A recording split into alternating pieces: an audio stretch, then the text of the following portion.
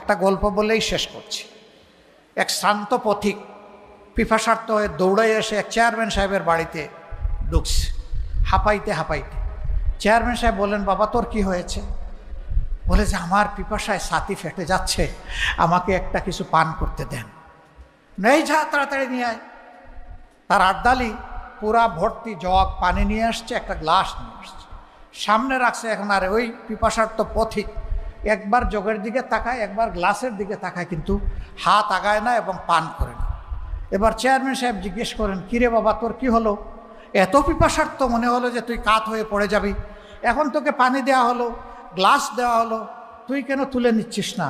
কয় স্যার এই পানি পান করার জন্য কি এখানে আসছি। কয় তাইলে কোন পানি? কয় ওই যে ইলেকশনের সময় আসছিলাম আর ফুস করা পানি একটা খাওয়াইছিলেন, ওই ফুস করা পানি পাবো না স্যার? কয় আবার ইলেকশন আসলে পাবে, 5 বছর অপেক্ষা করে।